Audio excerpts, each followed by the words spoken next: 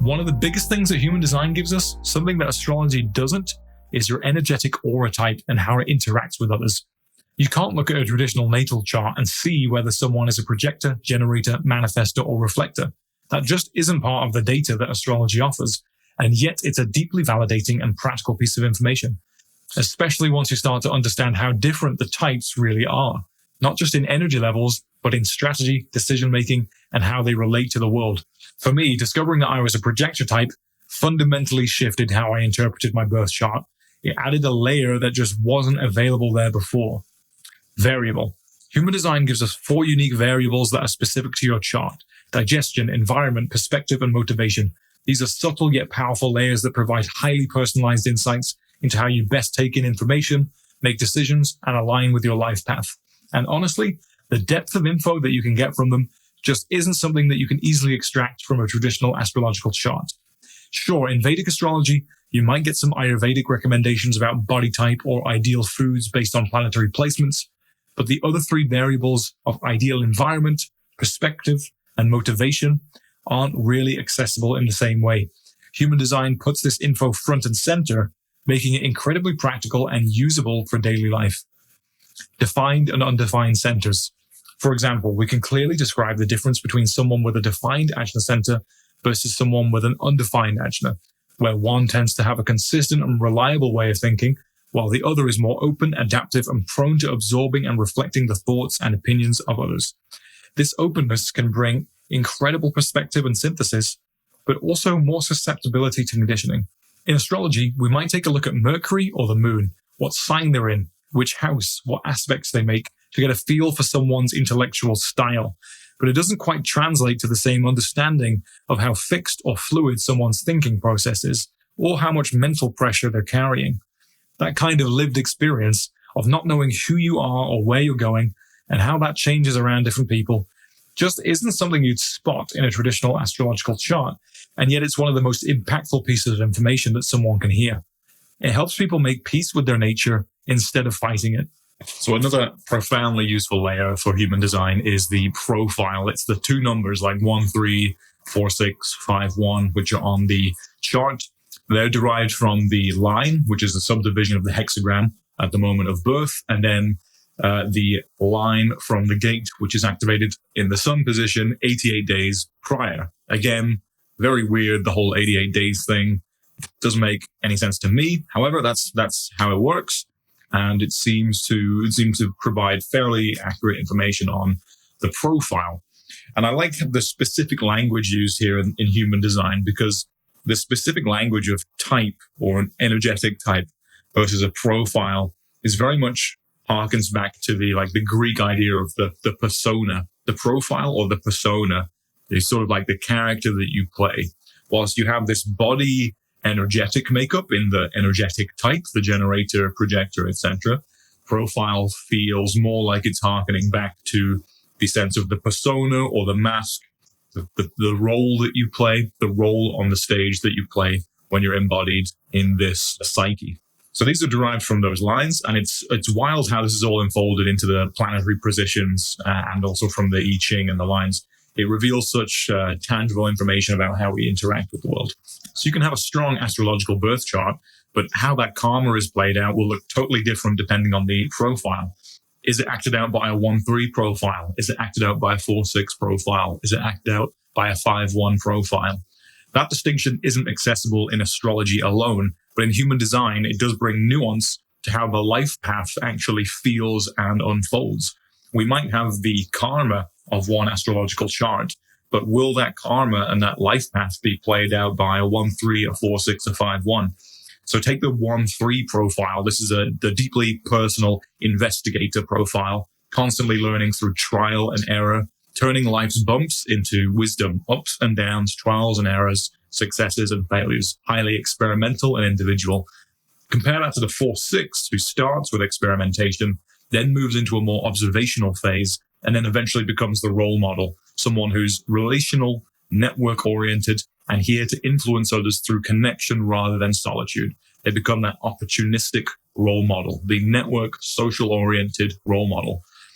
And that's just 2 profiles. So while the astrological chart might give us the storyline of the play of karma, human design might offer us the dialogue, the way that you move through the script. It helps explain how that karma is embodied, expressed, and experienced. So if that chart, again, is the storyline of the karma saying, here's what's going to play out, here's the storyline, the profile in human design might give you your character's dialogue, the way that it interacts to get to that end goal. Doesn't mean that the end goal is going to be different, but the specific dialogue and interactions to get to that end goal of the karma might be nuanced, and the profile helps dig into that a little bit. Decision-making and inner authority, a key missing piece in astrology. This one is huge. How to make decisions. It's fundamentally what separates astrology from human design.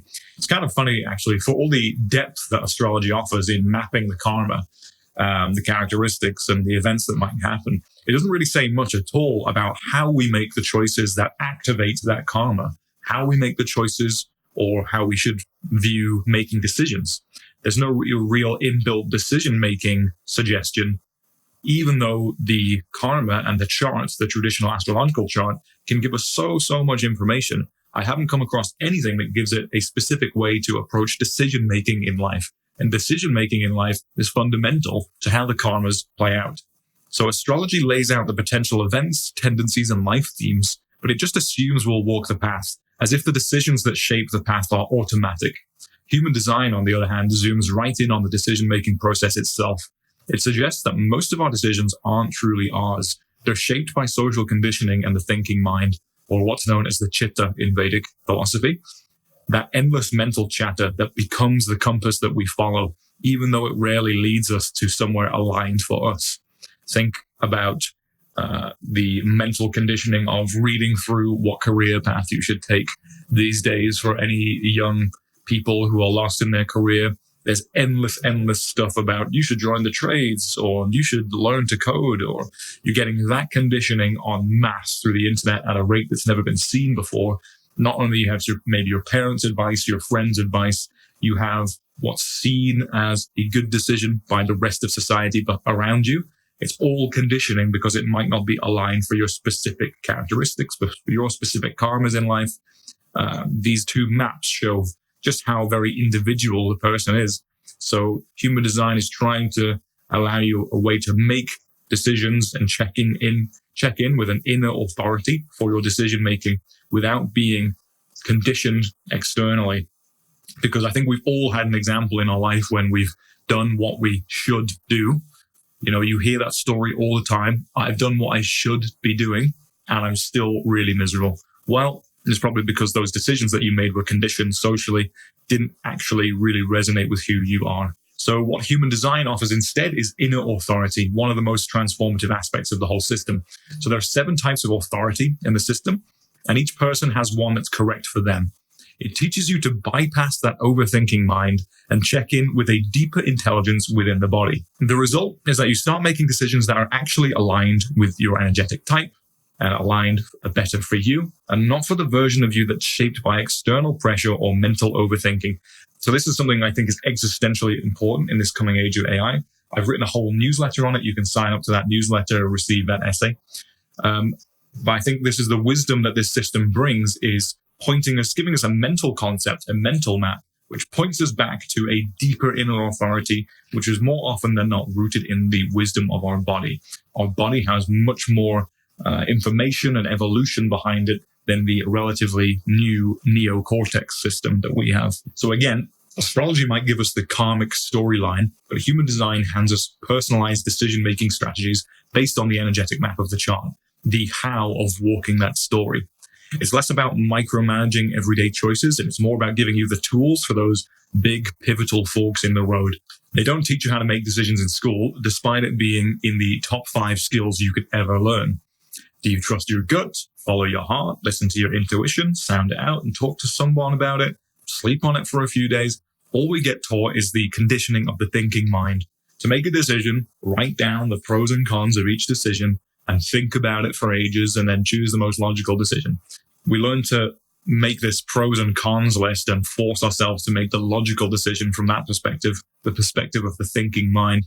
and then ignore all of the deep wisdom and the inner guidance system of the rest of our nervous system and our body and our intuition, which has existed from an evolutionary perspective for a lot longer and has had more time to evolve and mature than our relatively recent upgrade of this neocortex thinking mind. Just from an evolutionary perspective, the wisdom of the body is a lot older than this relatively new software of the neocortex. But of course, this opens up the whole fate versus free will debate, but we'll leave that can of worms sealed for now. Human design, in my view, offers a more nuanced approach to the fate versus free will conversation than traditional astrology does. Most astrologers would agree that the birth chart is a kind of map or an interface, a GUI, a graphical user interface for a person's karma and life direction. Life will tend to unfold along those karmic lines unless one engages in serious sadhana, the Sanskrit word for deep spiritual practices that can, to some extent, melt away karmas and give the individual a bit more conscious agency over their life path. This is more seen in the Vedic astrology, which holds a more traditional Vedic view of karma, and less seen in the Western individualistic free will-based Hellenistic astrology. Although this is being challenged with techniques like zodiacal releasing. Human design, while acknowledging elements that are a fixed part of ourselves, seem to provide more space for exploration. It tells us that yes, we have a fixed personality side, those traits you're consciously aware of, and a design side, which includes unconscious qualities others perceive in you. Together, they create kind of a structural imprint, a base note of who you are. But human design also emphasizes that we're not static. The planetary transits continue to impact and condition our chart in real time, shaping how those traits are expressed. So while we're born with a certain configuration, we're also constantly being influenced by the environment, the people around us, and the changing planetary field. It gives us a way to make decisions and doesn't state what the results of those decisions will be. It's seen as an experiment. So perhaps human design doesn't escape fate, but it reframes it. Rather than you are your karma, you are this karmic map of the chart in astrology, it suggests that this is your configuration, here's the things that are conditioning you, here's how to work with it, understand it, move through life with it, and avoid becoming overly identified with what is not truly you. I haven't seen much discussion in human design circles around whether deep spiritual sadhana can actually break conditioning cycles, but I imagine it can, because most spiritual teachers and astrologers, especially Vedic, agree that sincere spiritual practice has the power to dissolve karma.